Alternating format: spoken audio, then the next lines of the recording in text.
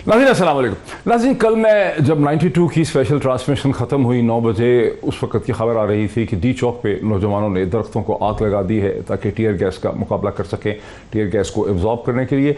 तो मैं घर नहीं गया, मैं सीधा वहाँ पे गया डी चौक को उसे देखने और समझने के लिए। उसके बाद जो हालात वहाँ पर पैदा हुए वो इतने ड्रामेटिक थे, पूरे पाकिस्तान में हालात बहुत ड्रामेटिक थे।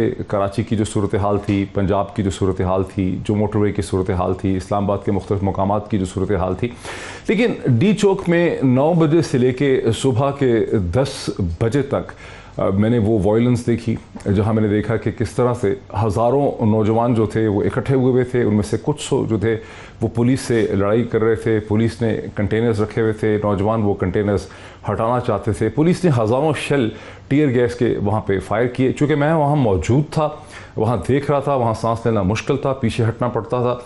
मुझे वहाँ पर देखते देखते ये बात समझ आने लगी कि पाकिस्तान की सियासत जो है वो एक नई डायरेक्शन इख्तियार कर रही है और ये सियासत अब तब्दील हो जाएगी। अब ये जो नौजवानों ने कर दिया है, जिस किस्म का स्टैंड उन्होंने ले लिया है, कम से कम इस रात में शाम से 7 बजे से लेके सुबह के 5 बजे तक कम से कम भी 12-13 दफ़ा पुलिस और उनके दरमियान में बाकायदा झड़पें हुई और एक मिनट में 3-3 शेल जो हैं वो टीयर गैस के फायर किए जा रहे थे। जब ये मनाज़र मैं देख रहा था, उस पर नोट्स लिख रहा था, उसके बाद इमरान खान साहब ने जब सुबह अपनी स्पीच की जिसमें उन्होंने कहा कि मैं भी आपको दिखाता हूँ टुकड़ा कि हम यहाँ से वापस जा रहे हैं, 6 दिन का अल्टीमेटम दे रहे हैं, तो कम से कम मुझे अपने जहन में बात समझ आई कि पाकिस्तान की सियासत बदल गई है, जिसे अंग्रेज़ी में कहते हैं कुकी है स्क्रम्बल्ड, और इसके बाद अब चीज़ें एक नई डायरेक्शन में चलने लग जाएंगी। सारे सिस्टम की जो थिंकिंग है उसमें एक तब्दीली आ जाएगी। और ये बहुत इंटरेस्टिंग और बहुत ही अहम दिन थे। 48 घंटे गो के गुज़रे कई हफ्ते ही बहुत इंपॉर्टेंट थे, लेकिन जो 48 घंटे गुजरे हैं पाकिस्तान के, जो कुछ पंजाब में हुआ, जो रेन ऑफ टेरर थी, राना सनाउल्लाह ने साहब ने क्या सोच के ये एक टेरर को अनलीश किया। नियाज़ी साहब कल भी हमारे साथ थे उस स्पेशल ट्रांसमिशन में, वहाँ पर भी यही डिस्कशन हुई थी। इस सब चीज़ों को हम डिस्कस करेंगे। सबसे पहले मैं आपको टुकड़ा दिखाता हूँ इमरान खान साहब का, जब उन्होंने कहा कि हम अल्टीमेटम या डिमांड रेस करते हैं हुकूमत से, वो सुन लें। आपको मैं 6 दिन दे रहा हूँ, 6 दिन के अंदर आप इलेक्शन अनाउंस करें, जून के महीने में इलेक्शन अनाउंस करें, असेंबलीज डिसॉल्व करें। अगर 6 दिन के बाद ये नहीं करेंगे आप, तो मैं सारी अपनी कौम को लेके वापस इस्लामाबाद आऊंगा। गवर्नमेंट आपसे चल नहीं रही, आप गवर्नमेंट चलाने नहीं आए, करप्शन केसेस आप अपने खत्म करवा रहे हैं और इस बारी कोई रुकावटें नहीं होंगी क्योंकि सुप्रीम कोर्ट का हुक्म है। पंजाब से भी सारे लोग पहुंचेंगे, 20 लाख लोग इस्लामाबाद में हम इकट्ठा करेंगे अगर आपने इलेक्शन अनाउंस किए। इमरान खान साहब के इस ऐलान में जो सेंटोरस चौक पे उन्होंने किया, उससे 2-3 घंटे पहले हुकूमत शहबाज शरीफ साहब की हुकूमत, प्राइम मिनिस्टर शहबाज शरीफ साहब की हुकूमत अफवाज पाकिस्तान को तलब कर चुकी थी रेड जोन की इम्पोर्टेंट जो तनसीबात हैं, जो जगह हैं, उनकी हिफाजत करने के लिए। और वहाँ पे जो मौजूद सियासतदान थे उनसे डिस्कशन करके मुझे अंदाज़ा तकरीबन हो गया था कि सिस्टम टोटली अब क्रम्बल कर गया है, अब सोल्यूशंस जो हैं वो निकालने पड़ेंगे। लेकिन जब मैं सोया हूँ सुबह कोई 10-11 बजे, उस वक्त तक मुझे नहीं बाकी चीज़ों का पता था। उसके बाद जो चीज़ें हुई हैं अब आप सुन लें कि शहबाज शरीफ साहब ने असेंबली में क्या कहा। बात इलेक्शन की थी, ऐवान में आते वाजे कर देना चाहता हूं इस जत्थे के सरबराह को कि तुम्हारी डिक्टेशन नहीं चलेगी, ये हाउस खुद फैसला करेगा। हमें शफाफ इलेक्शन कराने हैं, कब कराने हैं ये ऐवान फैसला करेगा। जब तक ये इमरान खान नियाज़ी किसी भूल में न रहना, बातचीत के लिए दरवाजे खुले हैं। मैं कमेटी बना सकता हूं, लेकिन अगर तुम्हारा ख्याल है कि तुम हमें मरूब कर लोगे, ब्लैकमेल कर लोगे, डिक्टेशन दोगे, तो अपने घर में दो, इस ऐवान को मत दो ये डिक्टेशन। नाज़रीन, बहुत ही 2 इंटेलिजेंट पॉलिटिकल एनालिस्ट जो हैं मेरे साथ हैं। आरिफ हमीद भट्टी साहब आपकी जानी पहचानी शख्सियत हैं, सीनियर इन्वेस्टिगेटिव जर्नलिस्ट हैं, एनालिस्ट हैं, कॉलमनिस्ट हैं, टेलीविज़न की से बड़ा गहरा है उन पर पाकिस्तान ताल्लुक़ है, पाकिस्तान की सियासत पर बड़ी गहरी नज़र है। हफीज़ुल्लाह नियाज़ी साहब कॉलमनिस्ट हैं, पॉलिटिकल एनालिस्ट हैं। कल रात को भी जो हमारी स्पेशल ट्रांसमिशन थी 92 न्यूज़ की, उसमें भी हफीज़ुल्लाह नियाज़ी साहब हमारे साथ थे। तो डिस्कशन का आगाज़ करते हैं। आरिफ हमीद भट्टी साहब, जैसे कि मैंने शुरू में कहा, शायद आप मुझसे इतफाक़ करें कि गुज़िश्ता 48 घंटे के जो वाक़यात हैं उन्होंने पाकिस्तानी सियासत को यकसर तब्दील करके रख दिया है। आप भी मुझसे इतफाक़ करेंगे कि क्या हुआ, क्या आप इसको कैसे एक्सप्लेन करेंगे कि इतनी बड़ी तब्दीली कैसे आ गई? बिस्मिल्लाहिर्रहमानिर्रहीम। डॉक्टर साहब, एक तो मैं तो छोटा सा रिपोर्टर हूँ और ज़िंदगी गुजार दी है। कल जो रियासती वहशियाना तशद्दुद हुआ, मुझे उस पर अफसोस हुआ। पुरअमन एहतजाज हर जमहूरियत का हक होता है, हुस्न होता है। जिस तरह खवातीन को खुद मेरी गुनाहगार आँखों ने खात बासलों से घसीटते, बच्चों के जुल्म ज़्यादती, और लाहौर से लेके इस्लामाबाद तक 2000 से ज़्यादा कंटेनरों में मट्टी के आगे रेत, ये जमहूरियत के लिए अच्छा नहीं है। दूसरी बात बदकिस्मती है, पाकिस्तान में हुकूमत अक्सरियत से नहीं होती। खुद इमरान खान साहब पिछले 10-12 जलसों में फरमा चुके थे लातदाद दफ़ा कि मैं आऊँगा, डी चौक बैठूँगा, उस वक़्त तक नहीं जाऊँगा किसी भी सूरत में जब तक असम्बली तहलील ना हो, नए इलेक्शन के ऐलानात ना हो। लेकिन पंजाब में जो वहशियाना दहशत गर्दी हुई वो तो चले छोड़े, ये तो तारीख लिखने वाला लिखेगा। अटक जब इमरान खान साहब पहुँचे, इस दौरान लाहौर में कोई बहुत बड़ा काम नहीं हुआ, पिंडी और इस्लामाबाद बाजी ले गया, KPK बाजी ले गया। इमरान खान साहब से मेरी इतलात के मुताबिक राब्ता किया गया। इस दौरान IMF से मामलात भी ठीक नहीं हुए और इमरान खान साहब को कहा गया जून के फर्स्ट वीक में इलेक्शन अनाउंस हो जाएंगे। कुछ लोगों का ख्याल था कि अटक से ही वो जो बंदिशें थी वो उन्होंने तोड़ दी, ख़त्म कर दी, तो उधर ख़त्म कर दिया जाए। फिर कुछ लोगों ने कहा नहीं, लोग सुबह से मैदान जंग बना हुआ है पूरा पाकिस्तान। कराची में जो हालात थे आप मुझसे ज़्यादा बेहतर जानते हैं। इस्लामाबाद ख़वातीन के साथ जो हो रहा था, बच्चों के साथ जो हो रहा था। उसके बाद खान साहब आए और डी चौक से पहले उन्होंने अचानक मेरी तस्वुर से ज़्यादा, मैं क्योंकि पूरी रात गलती से जागता रहा, ऐलान कर दिया। देखें, खुद वो 2-4 दिन पहले अरशद शरीफ के प्रोग्राम में कह चुके हैं, मुझे कहते रहे कि कल कर देते हैं ऐलान, नए इलेक्शन का परसों कर देते हैं, अगले दिन कर देते हैं। इसीलिए मैंने 20 मई को मुल्तान में नहीं किया, अब 25 मई को कर रहा हूँ।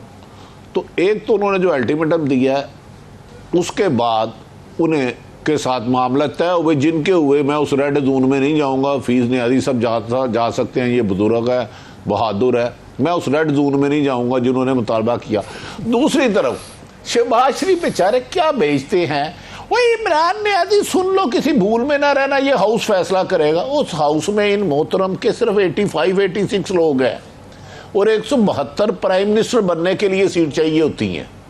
जो मुझे पता है, मेरा भाई बड़ा नियाज़ी साहब आ गया, एक नियाज़ी सब पर भारी, एक तो इमरान नियाज़ी नहीं, ऊपर से मेरा भाई हफीजुल्लाह नियाज़ी, मुझे शादी में भी नहीं बुलाया बेटे की इन्होंने। खैर, तो अब देखना यह है कि इमरान खान को जो खुद एतमाद नहीं कर रहे थे, आज आपने देखा होगा बाप पार्टी ने खदशात का इजहार किया है।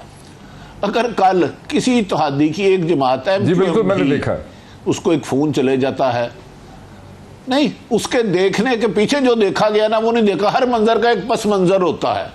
मैं हफीज़ नियाज़ी साहब की मुस्कुराहट के पीछे पस मंजर भी सोच रहा हूँ क्या हो सकता है, लेकिन गुस्ताखी नहीं करूँगा। तो लिहाजा ये 6 दिन भी देख लें या 10 दिन देख लें, मेरा ख्याल है आइंदा 5-6 जून तक कुछ ना कुछ सूरत हाल हो जाएगी। किसी एक के साथ डिच होगा और किसी एक के साथ वफादारी पूरी हो जाएगी, वादे पूरे हो जाएंगे। वादे जो हैं वो पूरे हो जाएंगे। हफीज़ुल्लाह, ऐसे में थोड़ा सा पीछे जाना चाहता हूँ। मुझे ऐसा लगा कि राना सनाउल्लाह साहब ने जो क्रैकडाउन किया, जो सख्ती करने की कोशिश की, जो तशद्दुद किया, जो रेन ऑफ टेरर थी, उससे इमरान खान को दर हकीकत फ़ायदा हो गया। राना सनाउल्लाह साहब ने ये क्यों किया?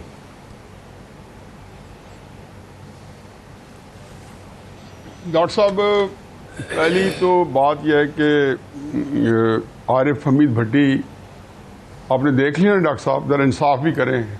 मेरा छोटा भाई है और जब भी मिलता है अपने बड़े भाई को, जब तक जद्दोकोप ना करे आगे नहीं बढ़ते। और आपके सामने आज ये मोहब्बत और अदब है, मोहब्बत और अदब है नियाज़ी साहब। हर चीज मैं जद्दोकोप का सोच भी नहीं सकता। नहीं, मुझे पता है, यकीन जानो कि आपको अंदाजा ही डॉक्टर साहब कि ये मेरे लिए कितना है, मेरी इसकी अकीदत और कितना एहतराम है, लेकिन फिर भी जो जद्दोकोप किया वो मैं नहीं भूल पाऊँ।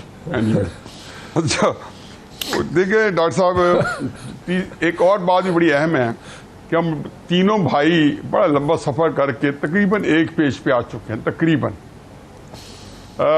जो रहनुमा असूल है ना हम सबके, उस पर हम यकसू हैं। बाकी उसकी जो जुज़वियात हैं उसमें ज़्यादा इख्तलाफ है और कोई ऐसी बात नहीं है। ये थोड़ी बात है कि इतने इख्तलाफ, शदीद इख्तलाफात के बावजूद अब हम बहुत जो पाकिस्तान के जो बुनियादी मसाइल हैं ना उनकी, अब ये है कि इस वक्त लॉन्ग मार्च को जो भी कुछ हुआ है, क्या करना चाहिए था, उसकी दो राय हैं। कहाँ पे मुस्लिम नून जो है वो तब्दील हुई, क्योंकि इतवार को जब इमरान खान साहब ने लॉन्ग मार्च का अनाउंस किया तो रात को राना सनाउल्लाह साहब का मुझे ही फ़ोन आया था और मुझे कहते हैं जी आपकी क्या राय है, रात को 12 साढ़े 12 बजे करीब।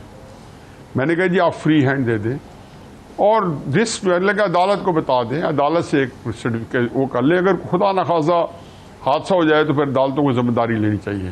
कि उन्होंने कहा अदालत से रिक्वेस्ट करें कि उनको किसी ऐसी जगह बिठा दिया जाए जहाँ पे पब्लिक लाइफ डिस्टर्ब न हो, क्योंकि सुप्रीम कोर्ट का डिसीजन है। और फिर बात यह है कि जी उसके 4 जुज़्व हैं काजी फाइजिया साहब के फैसले के कि किसी आइनी हुकूमत को आप गैर आइनी तरीके से नहीं हटा सकते। नंबर 2 बात यह है कि आपका जो हक है, जो फंडामेंटल राइट्स हैं, वो किसी दूसरे के फंडामेंटल राइट्स को इनक्रोच नहीं कर सकते।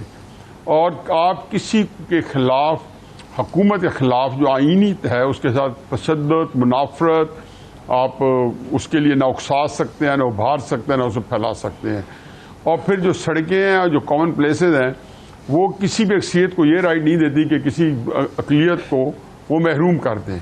कुजा ये कि एक जो चंद हज़ार बंदे पकड़ के और आपको सड़कों को और लोगों को बाकियों को महरूम कर दें। अब वो ये तय भी होगी, अगले दिन उनकी मेरे ख्याल मीटिंग थी, उन्होंने फिर बताया भी सही कि वहाँ नवाज शरीफ साहब लंदन से शरीक हुए, वहाँ पे बहरहाल तय हुआ कि नहीं हुआ। अगर वो ऐसा करते तो बेहतर हिकमत अमली होती। अब मैं उसमें 2-3 अहम बातें करता जाऊँ, मैं 2-3 अहम बातें करता हूँ और जल्दी से, ताकि इसको लंबा ना करें कि वो ऐसी स्टोरी टेलिंग हो जाएगी। आइडिया ये था कि इमरान खान साहब की जब पॉपुलैरिटी जब हाई टाइड आई और उसने 4 सू एक अपना रंग जमाया तो इतने में यह हुकूमत कायम हो गई थी और असेंबली में कायम हुई थी। बिल्कुल सही बात है कि कुछ पार्टीज ऐसी हैं कि जिनको हमारी एस्टेब्लिशमेंट जो है वो आंख का इशारा करे तो फौरन एक जगह से दूसरी जगह बैठ जाए, लेकिन कई दफ़ा उसको डिज़ायर्ड रिजल्ट्स नहीं भी निकलते। लेकिन अमलन जब ये हुआ तो तय ये हुआ कि जी इमरान खान साहब के साथ तो अच्छी तरह निपटा जाएगा, क्योंकि इनके सामने सिर्फ एक ही प्लान था हमारी एस्टेब्लिशमेंट के सामने कि किसी तरीके से एक केयर टेकर बने और वो 1-2 साल बैठे। उसमें कई विजडम थे। 29 नवंबर भी है जो कि आ रहा है, उसमें पोस्टिंग होनी है, नई कोई जॉब एक्सटेंशन होनी है। फिर अगले साल चीफ जस्टिस काजी फायजीज़ा साहब का आना जो है वो भी छोटा वाक़या नहीं है, वो भी सितंबर में आएंगे। खैर उस वक्त तक तो शायद निगरान हुकूमत हो। तो ये सारी चीज़ें मौजूद थी। तो मैं उसमें ठीक है, इन्होंने इनको पहले ठपना था और मनवा भी लिया। जब शहबाज शरीफ लंदन गए तो ये नहीं कहे कि वो मनवाने गए, वो इस चीज़ से वहाँ से उसको बैप्टाइज करवाने गए और वापस आए और पीडीएम को बताया कि जी हमने तो फैसला कर लिया है कि हम हुकूमत को डिसॉल्व करना चाहते हैं फौरी तौर पे, क्योंकि पाकिस्तान बड़े खतरनाक हालात में है और निगरान फैसला करें। जरदारी साहब दरमियान में आए। अब इसके बाद अब तय हुआ है कि जी इमरान खान साहब को जो लॉन्ग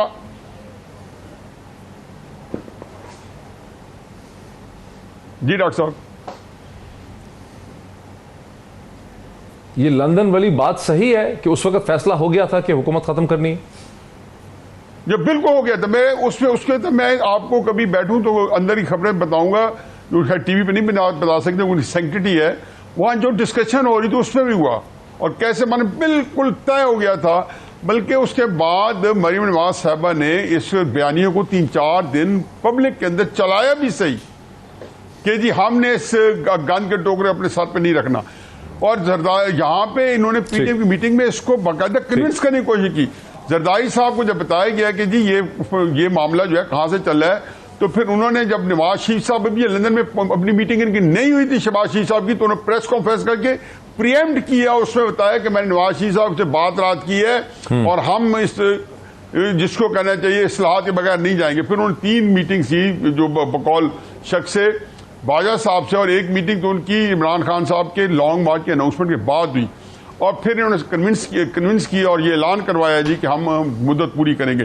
लेकिन अमलन ये नहीं है, अमलन ये है कि इमरान खान साहब, जैसे भट्टी साहब ने कहा है, इमरान खान साहब ने आज अपने वर्कर्स के साथ बिट्रे किया। डॉक्टर साहब, ये जो वर्कर्स होते हैं ना, इनकी जो इखलास होता है आपने देख लिया है ना, जैसे भी वर्कर्स के साथ कैसे बिट्रे किया? 2 बातें। पहली बात है कि ये किया कि इन्होंने, जैसे भट्टी साहब कह रहे हैं, इनके पास वाज़े था। कल जब मुझे तहरीक इंसाफ वाले पूछते थे, परसों पूछते थे, जी आपने कहा ना ये 48 घंटे नहीं थे, ये कल कोई 12-1 बजे सारा ड्रामा लाहौर से शुरू हुआ, इस्लामाबाद में शायद शाम को हुआ, और आज सुबह जो है 7:30 बजे ये अपने अपने वर्कर्स को बिट्रे कैसे किया न्याजी साहब? का पूरा ड्रामा था भाई वर्कर्स को, इसलिए कि इन्होंने एक ही बयानिया पे पिछले 5 हफ्ते 6 हफ्ते कैंपेन चलाई, और वो ये चलाई कि मैं इस्तीफा, इस्लामाबाद आ रहा हूं, आगे समुंदर है, पीछे इमरान खान है और आपका कोई नहीं है, और मैंने इलेक्शन लेके आना है। अगर इन इलेक्शन नहीं लिए और इलेक्शन का नहीं मिले, जो कि मैं आपको यकीन दिलाता हूं कि इलेक्शन इमरान खान साहब को नहीं मिलने, यही बात मैंने 2014 के धरनों में बताया था कि यार ये बातें इस तरह नहीं होती, आप डेड एंड की तरफ जा रहे हो। और उसको इमरान ने जो हिकमत और जो चाहिए था, उन्होंने वो जाग के आना ही नहीं चाहिए था। जैसे भट्टी साहब ने कहा जी एक बार को तो दरमियान में कैंसिल करना चाहते थे, लेकिन इसमें एक और बात। अच्छा, अब जरा यहाँ पे रुके, मुझे जरा इसमें भट्टी साहब को लाने दीजिए। भट्टी साहब, हफीजुल्लाह नियाजी साहब ने जो बात की, उनका ख्याल है कि इमरान खान को जो इलेक्शन वो समझ रहे हैं कि 6 दिन के बाद उसकी डेट मिलेगी, वो उनको नहीं मिलेंगे। इस पर आपका क्या इस्तदलाल? देखिए, गुजारिश है कि एक तो मैं अब एहतराम से मोहतरम कहूँगा, क्योंकि मेरे भाई, मैं इन पे हमला तो नहीं कर सकता, लेकिन शायद मेरे अल्फाज, मेरा तो बड़े भाई हैं। नहीं, लंदन में कुछ और बातें हुई, उसका कुछ मैं भी कहते, शरीके जुर्म ना होते तो मुखबरी करते, हमें मालूम है हर लुटेरे का ठिकाना। कहाँ फड्डा हुआ, जाती उम्रा क्या गुफ्तगू हुई, मॉडल टोन क्या हुई, उसके बाद गाड़ी बदल कर एक अहम तरीन शख्सियत के करीबी अजीज के घर कौन कैसे गया, ये बड़ी लंबी कहानी है। जैसे जरदारी साहब ने कहा कि हमारे आपके दीगर काबिल एहतराम गेस्ट साहब ने कहा, मैं तो नाम नहीं लूंगा अब डर के मारे, मेरा बड़ा भाई है, मुझे डांट सकता है, अकेले मिलूंगा तो बताऊंगा। नहीं, अभी हुकूमत मुकम्मल स्ट्रांग नहीं हुई, हो सकता है इलेक्शन भाई 2023 तक में बाद भी रहे। अगर आप लॉन्ग मार्च बिलावल भुट्टो करता है, मरियम नवाज साहिबा करती हैं, मौलाना फजलुर रहमान साहब करते हैं, तो क्या वो पैराशूट के जरिए जाते हैं? वहां रोड ब्लॉक नहीं होती। मैं लाहौर से इस्लामाबाद जा रहा हूं, सड़क बंद नहीं होगी, मेरी गाड़ी में फ्लाइंग गियर भी कोई नहीं है, गलती से मुझे रोड पे ही जाना है, जीटी रोड चले जाऊं। शक है कि 31 मई को असेंबलीज को डिसॉल्व करने का फैसला नहीं हो पाएगा, क्या ये हुकूमत बजट पेश करेगी? आपको अभी भी ये शक है, या आप समझते हैं कि एक डील टाइप सिचुएशन हो गई है, कि ऐसे सर्कमस्टांसेस हो गए हैं जिसमें असेंबलियां खत्म होंगी और एक इलेक्शन का ऐलान होगा? देखिए, मैं एक गुजारिश करता हूं मुख्तसर, इमरान खान साहब पे ने जिन पर यकीन किया है ना, मेरा तजर्बा है उन पे यकीन नहीं करना चाहिए, इससे ज्यादा मैं कुछ नहीं कहूंगा। इमरान खान साहब ने जिन पर यकीन किया है उन पे यकीन नहीं करना चाहिए। उन्होंने 5-6 हफ्ते लोगों को बुलाया, 4-5 लोग उनके मुताबिक शहीद हो गए। देखिए, जब कोई वर्कर आपके लिए सड़कों पे निकलता है, वो कम तादाद है, ज्यादा तादाद है, बहस है, रुकावटें कम थी नहीं थी, ये बड़ी बहस है। लोग इसलिए सारा दिन आंख मचोली शेलिंग नहीं होती रही कि इमरान खान साहब की ये बात सुनेंगे, अच्छा मैं 6 दिन बाद आवांगा। वो भाई ये तय हो गया कि शहीदा कमेटी लेके नस गया, उसने कहा कहाँ गया है, उसने कहा कि लाहौर से, वो गांव से बाहर गया, कहता अच्छा मैं अगले हफ्ते आवांगा। ऐसे नहीं होता, मूवमेंटें चलानी है तो उसमें कुर्बानियां देनी पड़ती हैं, जरूरी नहीं कि हर मूवमेंट का रिजल्ट निकले। एक फिक्स मार्च होता है, जैसे इफ्तिखार चौधरी का था, जब गुजरांवाले पहुंचे तो कॉल आ गई परवेज कियानी साहब की, इत्तेजाद एहसन साहब को, भाई काम फिक्स से कार चलो। तो जब आप मूवमेंट करते हैं, अब इमरान खान साहब ने किया, खुद वो कहते हैं कि मुझे ट्रक की बत्ती के पीछे लगाए रखा, खुद फरमाते हैं आजकल। तो ये काम शहबाज शरीफ साहब के साथ भी, आवाज जरा म्यूट कर दे, 2 साल होता रहा है, ये कोई पहली दफा नहीं हुआ। लेकिन बड़ी हुकूमत में ला रहे हैं, तुम्हें चले जाएगी। कॉन्ट्री व्यू ले लें। देखें हुकूमत थोड़ा सा उसको कॉन्ट्री व्यू ले लें। जो नियाजी साहब ने कहा कि लंदन में भी यही फैसला था, फीलिंग थी, PMLN के बहुत से लोगों की फीलिंग थी कि हमें बजट पेश करना ही नहीं चाहिए, और अब जबकि IMF से उनकी डील नहीं हो सकी, और डील तभी होगी जब पेट्रोल की प्राइसेस बढ़ाएंगे, तो फिर तो ये भी मुमकिन है ना कि ये हुकूमत पेट्रोल की प्राइसेस ना बढ़ाए, ये नहीं बढ़ाना चाहती, ये अपने इलेक्टोरल रिफॉर्म्स वगैरह जो उन्होंने आज कर ली हैं और इस तरह की चंद चीज़ें, नैब का चेयरमैन चेंज कर दें, ECP के 2 कमिश्नर लगा दें, उसके बाद ये अपनी हुकूमत को ख़त्म करें और एक ऐसा इंटरम सेटअप जिसमें मुमकिन है कि रज़ा वाकिर साहब फाइनेंस मिनिस्टर हों, वो आ जाए। वो फिर 90 दिन का हो या 120 दिन का हो, वो इंटरम सेटअप, वो मुश्किल माशी फैसले करे, वो इंटरम सेटअप लटक जाए, लंबा हो जाए, वो एक अलग कहानी है। लेकिन इस स्टेज पे आपको लगता है कि शहबाज शरीफ और जरदारी साहब की हुकूमत जो है वो 31 मई से आगे कंटिन्यू करते नजर आ रही है आपको? नहीं, हुकूमत वेंटिलेटर पे है। हुकूमत का जाना 48 घंटे भी ज़्यादा है, मैं आपको ये यकीन से कहता हूँ। लेकिन लंदन वाली बात आपके नहायत काबिल एहतराम गैस से मैं हूँ। लंदन में एक नवाज शरीफ साहब हैं, गालबन उनके साहबजादे हुसैन नवाज साहब हैं, और शायद आई थिंक हसन नवाज साहब भी हैं। लेकिन एक शहबाज साहब के बेटे सलमान शहबाज भी हैं। उनकी और नवाज शरीफ की क्या गुफ्तगू हुई, ये आपके गेस्ट बेहतर बता सकते हैं। इख्तलाफात बहुत खुल के आ चुके हैं, मुसारिया गल बद गई है। मेरी इतराज़ है कि फैमिली में 2-3 राय हैं। और उधर मैं इस बात से इनकार करता हूँ कि नवाज शरीफ की बात पे नवाज शहबाज साहब नहीं रजामंद हुए थे, क्योंकि उनके साहबजादे सलमान शहबाज पिछले 1.5-2 सालों से ब्रिज का रोल अदा कर रहे हैं, कुछ लोगों से राब्ते में हैं। और अब भी क्या होगा ना, नवाज अगले हफ्ते में टूट रही है या नहीं टूट रही है, आपका क्या इस पे एनालिसिस है? नहीं, नियाज़ी साहब तो क्लियर है कि इलेक्शन नहीं होने लगे जल्दी। आपको लग रहा है इलेक्शन होंगे जल्दी या नहीं होंगे? नहीं, इलेक्शन जल्दी। नियाज़ी साहब योर क्विक कमेंट, फिर ये पार्ट खत्म हो जाएगा, उसके हमने पोलियो टाइम नहीं होगा। इलेक्शन मैं करीब देख रहा हूं और इसका फैसला जून में होते हुए देख रहा हूं। लेकिन हो सकता है कि भाई इस मुल्क में हमेशा ही हाथ होता रहा। नवाज शरीफ को जब सजा हुई थी उससे पहले उन्हें कमिटमेंट दी गई थी तुम्हें सजा नहीं होगी। नियाज़ी साहब your quick reaction. Your quick reaction हमें पोलियो पे जाना है। जब मैंने तो जिस दिन ये शहबाज शरीफ साहब वगैरह लंदन जा रहे थे, उसी दिन मैंने अपने जियो के प्रोग्राम में भी कहा और वीलॉग में भी कि जिस तरह वोट ऑफ नो कॉन्फिडेंस लाना एक बहुत बड़ी गलती थी। अब इलेक्शन करवाना उससे बड़ी गलती होगी, क्योंकि अब आप इलेक्शन करवा के इमरान खान की को क्रीडेंस देंगे या स्पेस देंगे। तो मैं तो समझता हूँ कि इलेक्शन नहीं होंगे टेक्निकली भी और सियासी तौर पे भी। और ये भी सियासत जानते हैं, उनको पता है कि इनको वारा नहीं खाते अपोजिशन को, जो सॉरी गवर्नमेंट को, जो आजकल हुकूमत इनकम्बेंट गवर्नमेंट को वारा नहीं खाते इलेक्शन। बहुत शुक्रिया जनाब हफीजुल्लाह नियाज़ी साहब, आरिफ हमीद भट्टी साहब का भी। मेरा ये ख्याल है कि हमें इलेक्शन की डेट मिल जाएगी जून में। पाकिस्तान की सियासत में बहुत बड़ी तब्दीली आ चुकी है, बाकी बहुत सी चीज़ें अभी बात नहीं की जा सकती। अभी इतना ही। वक्फे के बाद हम बात करेंगे पोलियो के हवाले से। डॉक्टर शहजाद बेग साहब हमारे साथ होंगे इस्लामाबाद स्टूडियोज़ में आफ्टर द ब्रेक। नाज़रीन वेलकम बैक। जैसे कि मैंने कहा कि वक्फे के बाद हम पोलियो के हवाले से बात करेंगे। पाकिस्तान और अफगानिस्तान दुनिया में 2 वाहिद मुल्क हैं जहां अभी तक पोलियो का मुकम्मल खात्मा नहीं हो सका। हमने इससे पहले जो 2 या 3 प्रोग्राम किए उसमें हमने अपने आप को सेल्फ कंग्रेचुलेट किया, पोलियो की टीम्स को कंग्रेचुलेट किया, एरेडिकेशन टीम्स को, इस चीज़ पे कि पाकिस्तान 1 बरस तक पोलियो फ्री रहा था और हमें लग रहा था कि अब ये तसलसल इस चीज़ का रहेगा। और हमने पाकिस्तान की हद तक कम अज़ कम पोलियो के स्कोर्च पे और केसेस पे हमने काबू पा लिया है। पोलियो वो बीमारी है जिससे बच्चे अपाहज हो जाते हैं, जो एक दफ़ा लग जाए किसी को, वायरस आ जाए, नुकसान पहुंचा दे, तो ऐसा नर्वस डैमेज होता है कि इसके बाद इसका कोई इलाज जो है वो मुमकिन नहीं रहता।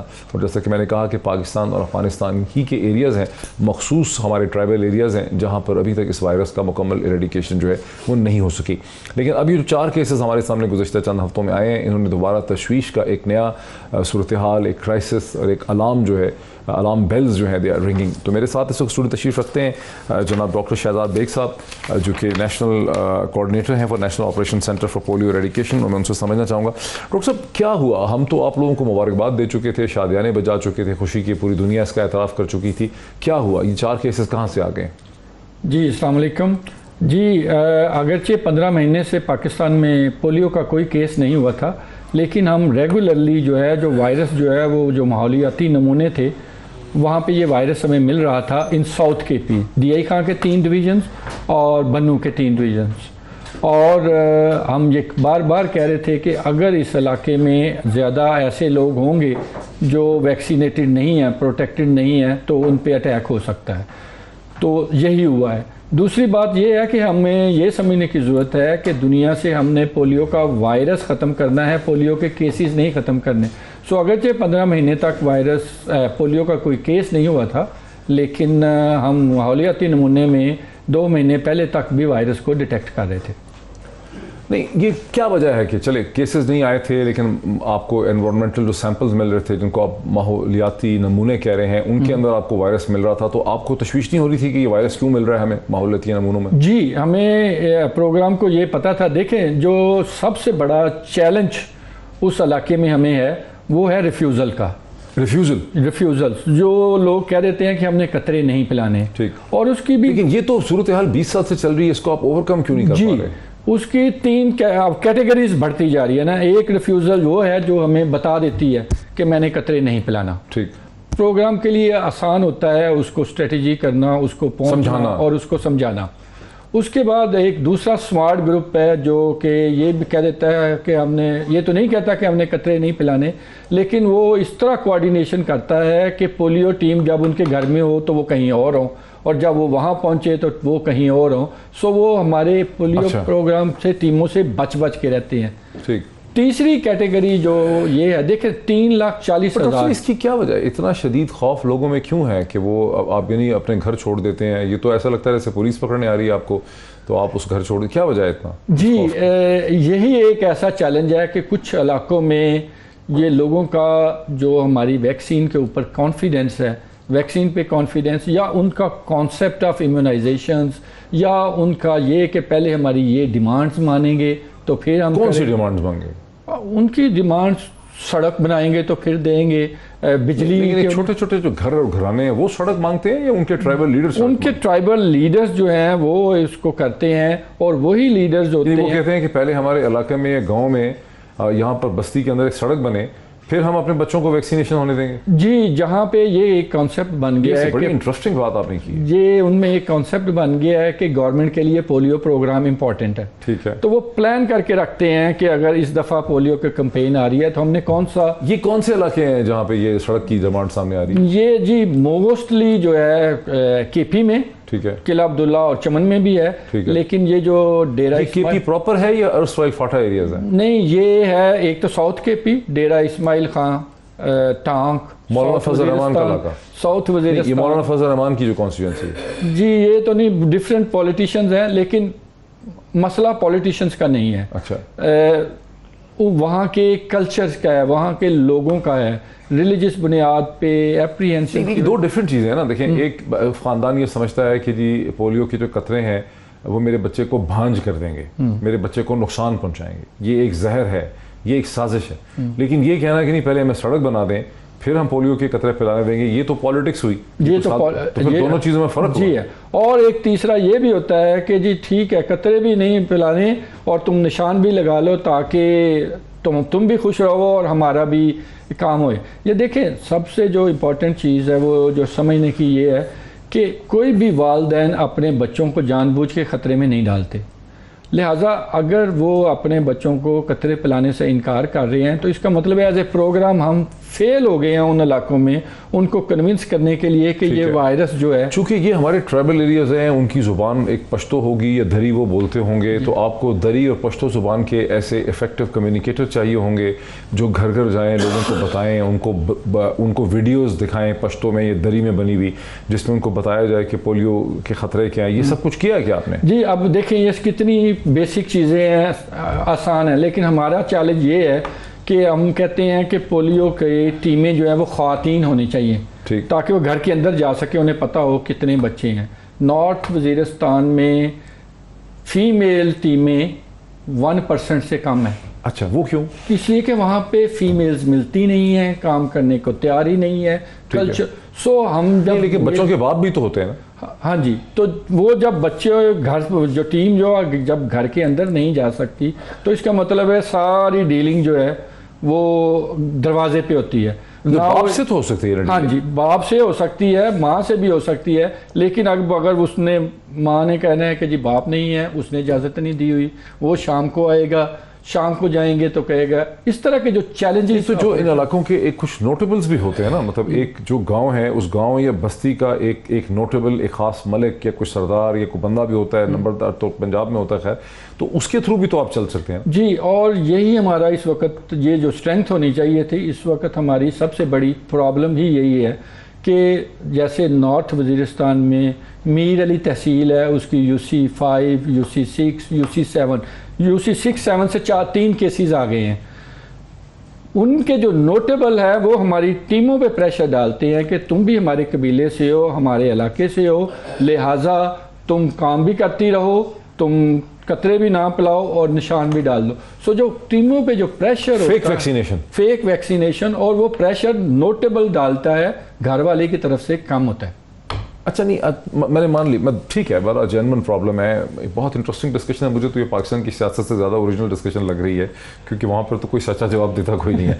तो यहाँ पर मुझे यानी अब आप नोटेबल जो है वो ये कहता है कि आप अंगूठे पे निशान लगा दें, मार्किंग कर दें बच्चों की, और प्रेशर डालता है, वो कहता है कि वैक्सीन। इसका मतलब है कि नोटेबल भी कन्विंस है, जो जिसका एक थोड़ा सा सोशल स्टेटस ज़्यादा है, घर की माँ और बाप भी कन्विंस है, और नोटेबल भी कन्विंस है कि ये कतरे जो हैं ये बच्चों को खतरनाक है उनके लिए। yes. उनके जहन में ये है कि ये मगरब की एक साजिश है जिससे मुसलमान बच्चों को भांज बनाया जा रहा है, उनकी रिप्रोडक्टिव एबिलिटी को ख़त्म की जा रही है, ताकि ये बच्चे बाद में जब बड़े होंगे तो ये बाप नहीं बन सकेंगे, ये माँ नहीं बन सकेंगे। ठीक है, इस किस्म का खौफ। कोई और भी खौफ है उनका? और भी ये कि अमेरिका की साजिश है। ठीक है, और या अमेरिका की क्या साजिश है? मतलब बच्चा मर जाएगा या बच्चा भांज हो जाएगा क्या? मेरा ख्याल है इस वक्त हमारे प्रोग्राम को जो हम रिव्यू कर रहे हैं, इस वक्त सबसे बड़ा चैलेंज यही है कि या तो हमारे मैसेज में कमी है, या हमारा मीडियम ठीक नहीं है, या क्या ठीक नहीं है? मीडियम जिसके ज़रिए हम उन लोगों तक पहुंच रहे हैं वो ठीक नहीं है, या हमारा मैसेज की उनको समझ नहीं आ रही। ठीक, यहाँ तो आप उर्दू के अखबार से, अंग्रेजी के अखबार से तो पहुँच नहीं सकते। जी, हमारे सोशल मोबिलाइजर्स होते हैं, वो घर घर जाते हैं, 80 घरों के ऊपर एक मोबिलाइजर होता है, we have put in place a system. लेकिन आप पश्तो के अंदर दरी में छोटी छोटी वीडियोस बना सकते हैं, जो वीडियोस उनको दिखा सकते हैं। जी, ये सब कुछ करते हैं हम। नहीं, ऐसी कोई वीडियोस बनाई नहीं आपने? बिल्कुल, 5-5, 10-10 मिनट की। जी, इससे छोटी भी बनाई हुई है, और सोशल मीडिया पे हमारा पूरा एक सेल है जो इस तरह के मैसेजेस करता रहता है। क्या इन बस्तियों गांव में आपने छोटे छोटे गांव के लोगों के एक सेमिनार टाइप पंडाल भी किए हैं? मतलब जैसे जी, मालिक्स को भी एंगेज करते हैं, कम्युनिटी डायलॉग्स भी होते हैं। अब मैं कम्युनिटी का नाम तो नहीं, बच्चों की तस्वीरें दिखाई हों, वीडियोस दिखाई हों। अब ये भी एक मसला है, जैसे मैंने आपको कहा कि ये जो 4 केस हुए हैं, हाँ, चारों के चारों रिफ्यूज़ल है, चारों के चारों फेक फिंगर मार्किंग वाले हैं। अच्छा। और इनमें से 3 का एक कबीले से, मैं उस कबीले का नाम नहीं लूँगा, लेकिन एक ट्राइब से तल्लक है, और चौथे का एक से है। और उनकी वो जो एप्रीहेंशंस थी गवर्नमेंट के साथ, सो सम टाइम वो सिर्फ एक पॉलिटिकल बदला लेने के लिए भी, क्योंकि ये गवर्नमेंट का प्रोग्राम है और मैं अपोजिशन का हूँ, हाँ, इसलिए भी मैंने। नहीं तो फिर ये है ना डॉक्टर साहब कि अगर वो समझते हैं कि ये गवर्नमेंट का प्रोग्राम है, उनके जहन में ये है कि गवर्नमेंट को मगरब से कोई फ़ायदा होता होगा, या WHO से, अक़वाम मुत्तहिदा से हुकूमत को मिलते हैं पैसे, हुकूमत है बेहिस और इनसेंसिटिव है, ये हमारे बच्चों को ये ख़तरनाक जहर के कतरे फैला रहे हैं जिससे हमारे बच्चों की ज़िंदगी ख़राब हो जाएगी। तो ये अगर उनको ये हो कि नहीं, ये हुकूमत का मसला नहीं है, असल में ये हमारे बच्चों की ज़िंदगी के लिए हो रहा है, ये मुझे लग रहा है कि आप इसमें फ़ेल हो रहे हैं। आप उस माँ को, बाप को, नोटेबल को, पंचायत को कन्विंस नहीं कर पा रहे कि ये बच्चे के लिए, ये हुकूमत का इशू नहीं है। आप बिल्कुल ठीक कह रहे हैं। देखें, हम 99% इसमें कामयाब हुए, अच्छा, क्योंकि लोगों को कन्विंस करने में। लेकिन यस, कुछ एरियाज़, कुछ सर्टेन पॉकेट्स, कुछ डिस्ट्रिक्ट्स ऐसे हैं जहाँ पे जो what ever worked in the other districts, वहाँ पे वो हमारा नहीं चला, और हमें इसको प्रोग्राम को इसको रिव्यू करके इसको सारा करने की ज़रूरत है। मीडिया का रोल बड़ा इंपॉर्टेंट है, रिलीजियस लीडर्स का रोल बड़ा इंपॉर्टेंट है। This is where we have failed. ये जो नॉर्थ वज़ीरिस्तान या साउथ वज़ीरिस्तान के इलाके जहाँ आपको ये चैलेंज है, क्या वहाँ पर माँ बाप नोटेबल उर्दू समझते हैं? जी, उर्दू समझते हैं। मैं आपको एग्जांपल देता हूँ कि ये जो 3 रिफ्यूज़ल्स थे और फेक फिंगर मार्किंग करते थे, हमने उनको कहा कि अब आप हमारे एम्बेसडर बने और दूसरे आपके मैसेजेस रिकॉर्ड करते हैं, दूसरे लोगों के घरों में इलाके में जाएं, जिस तरह तबलीग पे जाते हैं उनको बताएं कि आपकी गलती की वजह से आपके बच्चे को ये हुआ, तो आपको लोग ज़्यादा सुनेंगे, बट ऑल फोर रिफ्यूज्ड। अच्छा, अब फिर आप करेंगे क्या, अब काउंटर स्ट्रेटजी क्या है अब?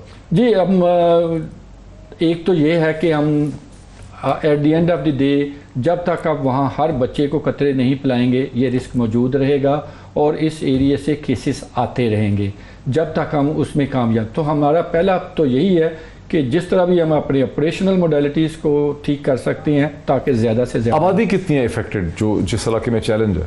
जी, नॉर्थ वज़ीरिस्तान में तकरीबन 200,000 बच्चे हैं, और उसमें से आपको कितना शक है फेक वैक्सीनेशन का?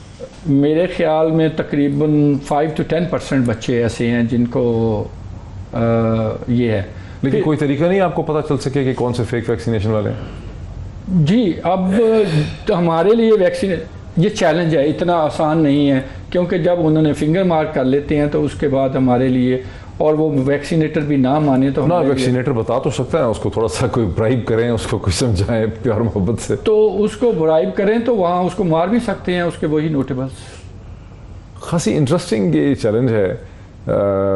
Thank you so much doctor साहब, थैंक यू सो मच। मैं इसको सम अप करता हूँ। डॉक्टर शाहजाद बेग हमारे साथ थे, कोऑर्डिनेटर हैं for national operation centre for polio eradication. पहले भी डॉक्टर शाहजाद साहब से बात हो चुकी है और जो शाहजाद साहब के साथ डिस्कशन हुई है कि पोलियो की एरेडिकेशन के रास्ते में किस तरह से जहन के बैरियर्स लगे हुए हैं, जहनी दीवारें हमारे रास्ते में लगी हुई हैं, फायर वॉल्स लगी हुई हैं, उनको हमें कवर करना है। और उन इलाकों में शायद ये हमारे टीवी के प्रोग्राम भी नहीं देखे जाते, हमारे उर्दू और अंग्रेज़ी के अखबार भी वहाँ नहीं पहुँचते, कल्चर डिफरेंट है, माहौल डिफरेंट है, और वहाँ पर हुकूमतें बहुत आई गई हैं। आप ये कह रहे हैं कि रियासत पाकिस्तान के इदारों को और इंस्टीट्यूशंस को इन इलाकों के अंदर अपनी कम्युनिकेशन स्ट्रेटजी के साथ पहुँचने में और लोगों के जहनों के अंदर जाने में और उनको समझाने में बेतहाशा दिक्कत हो रही है। अभी भी कई हज़ार बच्चे ऐसे हैं, 2 लाख के बच्चे कह रहे हैं कि उन इलाकों में हैं जहाँ पर वायरस अभी भी एग्जिस्ट करता है। और जैसे कि हम सब जानते हैं कि पोलियो का वायरस एक दफ़ा आपके नर्वस सिस्टम को जब डिस्ट्रॉय करता है तो बच्चे अपाहज हो जाते हैं, और इंतहाई खौफनाक तस्वीर जो हैं वो आप सब देख चुके हैं। तो ये हम सब का सांझे का चैलेंज है, इसका हमें एक हल निकालना है। और मुझे उम्मीद है कि छोटी सी जो डिस्कशन की, जो मुझे पाकिस्तान की सियासत से कहीं ज़्यादा इंटरेस्टिंग ओरिजिनल लग रही है, ये शायद इसमें कोई मदद कर सके। आज इतना ही, फिर मुलाकात होती है।